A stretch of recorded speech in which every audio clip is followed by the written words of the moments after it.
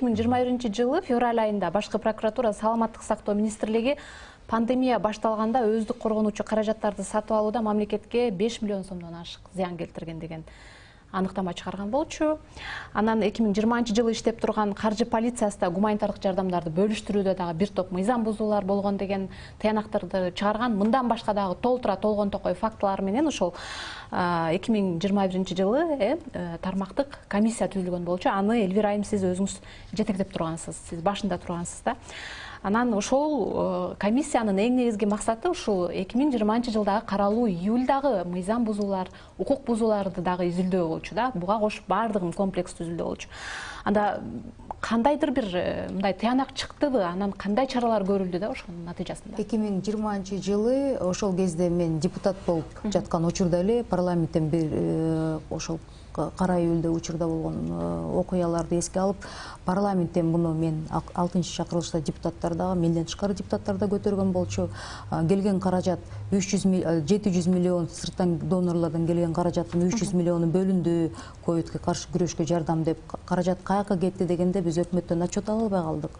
Андан кийин өзүм өкмөткө октябрь окуяларынан кийин өзүм барып калганда, вице-премьер-министр катары, ошондо социалдык блоктун куратору болуп калганда, биринчи тапшырмалардын биринчиси болуп, донорлордон да келген каражаттарды, өзүбүздүн Кыргызстандын ичиндеги биздин жарандарыбыздан чогулткан гуманитардык жардамды, сырттан келген гуманитардык жардамдын саны абдан чоң болчу. Бирок башаламандык болгондуктан иреттелбей калды деп ошондой бир чоң шылтоолор айтылып, бирок ошого жараша келген каражат, ичибизден сырттан чогулган каражаттар эмне болду деген мындай комиссия түзүлгөндө, жыйынтыгы ноябрдын башында эле комиссия түзүлдү. Жыйынтыгы январьдын аягына чейин созулуп калды. 25 январда 2021 жылы расмий түрдө ошол комиссия мүчөлөрү пресс-конференция берилип, жыйынтык чыгарылып, абдан чоң мындай мыйзам бузуулар чыкты, гуманитардык жардам мурдалганы чыкты, ошол эле ооруканалардын жетекчилери тиешелүү экени чыкты. Бул жөнөкөй медиктерге, жөнөкөй биздин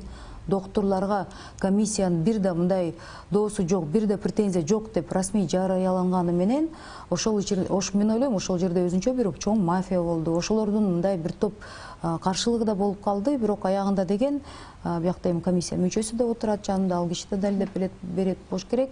Эң негизги чоң претензия майдын 15 май 2020 жылы 3-чү протокол жарыкка чыгат. Саламаттык сактоо системасынын ичинен. Жарыкка чыкканда жанакы антикоагулянттар, билесиздер, кликсан, гепарин деген нерселер, эми доктурлар да жакшы түшүнөт. Ошол тизмеге кирип, бирок негедир 1,5 ай 2020 жылдын 30 июнуна чейин сыртка чыкпайт. Анткени бул дары-дармектердин тизмеси бир өзгөчө бир чоң кызыкчылыктардын мындай кагылышы болуп кетет экен да.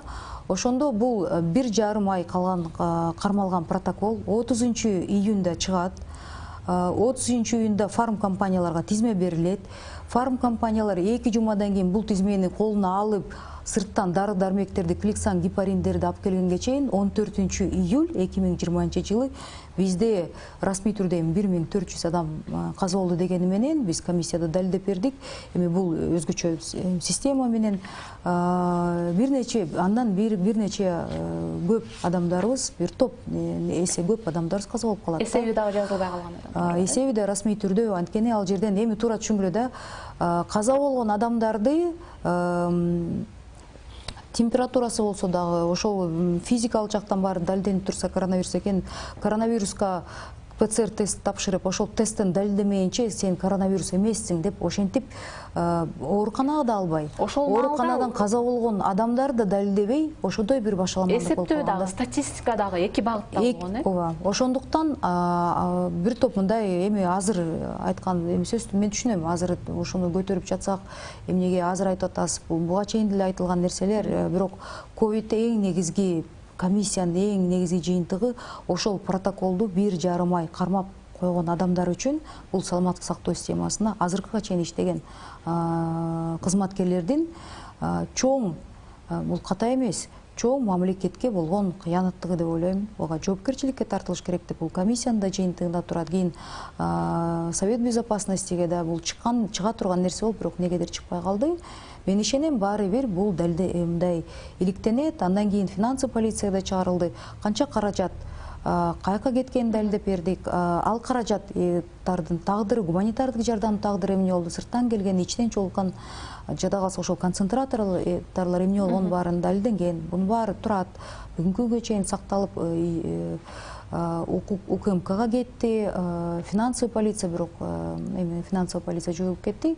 Негизги маалымат ошол жака да берилген. Анан башкы прокуратурада берилип, бирок менин билишимче бүгүнкү күндө аякта иш козголуп турат да. Ошол бойдон ошол процессте гана турат. Анткени ошол убакта элдин баары фарм компанияларды күнөөлөп, сиздер атайын ушундай башаламандык кылган дегендиктен комиссия, биздин комиссия чогулуп жатканда, биз ошол фарм компания менен да кийин мен вице-премьер-министр катарында жолукканда ошол жактан биринчи ошол маалымат чыкты да. Бизге протоколдор июлдун башына келип калды дегенде мен аябай таң калгам да. Эмнеге? Июлдун башында уже бизде канча миң адам каза болуп калган экен да, ошол факт. Бул жерде региондогу биздин докторлорду, шаардагы докторлорду үйрөтө турган, көзөмөлдөй турган шаардын жетекчилери больничныйга качып кетип калат. Ошол кезде региондорго барып үйрөтө турган биздин профессорлорубуз региондорго чыкпай коет. Шаарды Бишкекте эң көп өлүм болду. Ошолорду жөнөкөй рядовой медиктерди согушка рядовой солдаттардай салып беришти. Кептин баары ошондо болуп атат да. Үйрөтүп, анан протокол дегенде, протокол эми биякта түшүнгүлө, эки айым ата энесин жоготкондуктан бул эмоция болуп атат, бирок ал жерде деген эң негизги протоколго эмне доо коюлуп атат да. Ошол протокол болсо, фарм компанияларга заказ келип, кара жол менен, контрабанда жол менен Кликсан гепариндер сатылбай баардыгына жетишип. COVID-19 ошол эле кара июлдун сабактарын биз кандай алдык, эми мындан ары кантип алдыга жылабыз, Элбир айым? Кыскача жооп берсеңиздер, андан кийин Айнур айым, Рыскан айым, сиз дагы өзүңүздүн жообуңузду айтсаңыз, ошол менен программабызды жыйынтыктасак, себеби убактыбыз да чектелүү болууда. Биринчиден, сөзсүз түрдө бул кадр маселеси. Саламаттык системасында шаар ичинде, ири шаарлар эмес, борбор гана эмес, шаарларда, региондордо ошо координаторлорубуз, губернаторлордун орун басары, алар региондор жакшы иштешти. Бирок именно саламаттык сактоо системасында менеджмент маселеси көтөрүлүш керек, кадр маселеси жакшылап мен ишенгим келет. Жаңы министрибиз келип атат, абдан мындай реформа кылам деп атат. Буга чейинки министр да ошондой чоң уран менен чыкты эле. Ошону реформалар, чыныгы реформалар аяна чыгып, мына азыр акылар көтөрүлүп атат саламаттык сактоо системасына мамлекеттик кызматтагылардын. Андан тышкары мен ойлойм көптөгөн кагаз иш менен мындай электрондук медицинага биз өтөбүз деп мен ишенгим келет.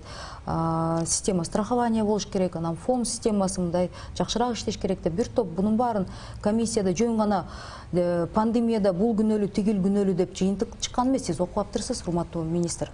Окусаңыз, аякта деген саламаттык сактоо системасына кандай реформалар жүрүш керек?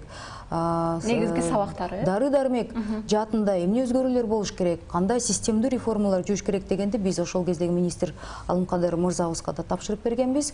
Кээ бир нерселерин ал орундатып баштаптыр. Мен ошого абдан ыраазы болгом. Андан кийинкиси мен ишенем биздин министрибиз улууланып кетет.